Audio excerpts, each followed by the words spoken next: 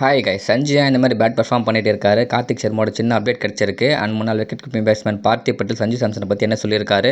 And Sanju Samson வந்து T20 world கப்பில் playing லெவலில் இருப்பாரா இருக்க மாட்டாரா அப்படின்னு சிவன் துபேயோட ஃபுல் பொட்டன்ஷியல் இந்த வீடியோ நம்ம பார்க்கலாம். வீடியோக்கு ஒரு லைக் கொடுத்துருங்க. நம்ம சேனல் சப்ஸ்கிரைப் பண்ணிக்கோங்க. நிறைய பேர் தான் சப்ஸ்கிரைப் பண்ணால் பார்த்துட்டு இருக்கீங்க. வாங்க கைஸ் வீடியோக்குள்ளே போகலாம்.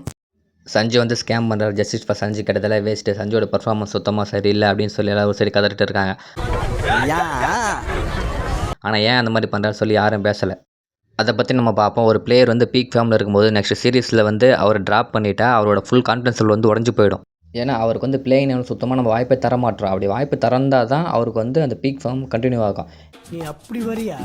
நெக்ஸ்ட் சீரீஸில் வந்து வாய்ப்பு கொடுத்துட்டு சடனாக வந்து நீ ஆடு அப்படின்னு சொன்னால் கன்ஃபார்ம் வந்து அந்த சான்ஸே வராது இருக்குது.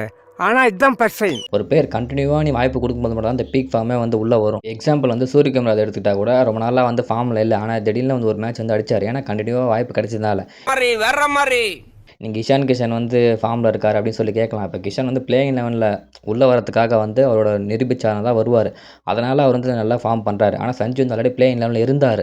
இப்போ நீங்கள் இன்னும் நோட் பண்ணும்போது அவரோட ஃபார்ம் வந்து அப் அண்ட் டவுனாக தான் ஆகும். அதனால தான் ஒரு பிளேயருக்கு வந்து கன்ஃபார்ம் பிளேயிங் லெவலில் சான்ஸ் கொடுத்துட்டே இருந்தால் மட்டும் தான் அவரோட பீக் ஃபார்ம் வந்து வெளியே வரும். இப்போ சஞ்சு வந்து ஒரு கேள்விக்குறியாகிட்டு இருக்காரு. T20 வேர்ல்டு கப் ஸ்குவாடில் வந்து பிளேயிங் லெவலில் இடம் கிடைக்குமான்றதே ஒரு டவுட். ஏன்னா நியூசிலாந்து சீரிஸில் சரியாக பண்ணாத ஒரு காரணத்தால் அவர் வந்து ஆட வைக்கலாம் வேணாம் சொல்லி யோசிச்சுட்டு இருக்காங்க. ஆனால் கைஃப் வந்து ஒரு கன்ஃபார்ம் தேவை, ஏன்னா சீனியர் பிளேயரு நல்ல எக்ஸ்பீரியன்ஸ் இருக்குது அப்படின்னு சொல்கிறாரு.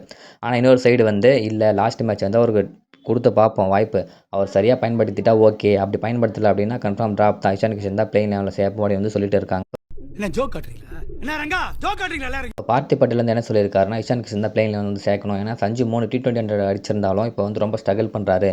இப்போ வேர்ல்டு கப் வந்து இஷான் கிஷன் சேர்க்கும் போது அவர் எந்த இடத்துல இருந்தாலும் அடிப்பார், நல்லா ஆடுறாரு, அந்த ஒரு ரீசனுக்காக இஷான் கிஷன் தான் சேர்க்கணும் அப்படின்னு சொல்லிட்டு இருக்காங்க. அது இல்லாமல் சஞ்சு கிட்ட வந்து ஃபுட் ஒர்க்கே இல்லை அப்படின்னு சொல்லி வந்து ரூமர் வந்துட்டு இருக்கு. அது வந்து உண்மை தான். ஏன்னா சேனர் பாலில் விக்கெட் எழும்போது நீங்கள் நல்லா பார்த்துருப்பீங்க, ஃபுட் ஒர்க்கே இல்லாமல் 3 பால் விட்டு ஈஸியாக அவுட் ஆகிட்டு போயிட்டே இருப்பார்.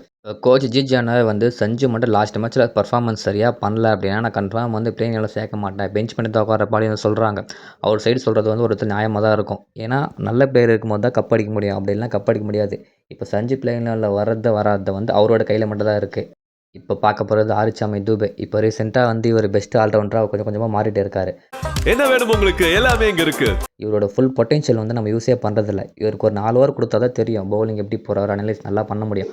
ஆனால் 1 ஓவர் 2 ஓவரோட நம்ம ஸ்டாப் பண்ணி கொஞ்சம் நல்லா பேட்டிங் பர்ஃபார்ம் பண்ணாமல் இருந்தார். இப்போ லாஸ்ட் T20 மேட்ச்சில் வந்து செமையாக பேட்டிங் பர்ஃபார்ம் பண்ணி வெறித்தனமான ஃபார்மில் இருக்கார்.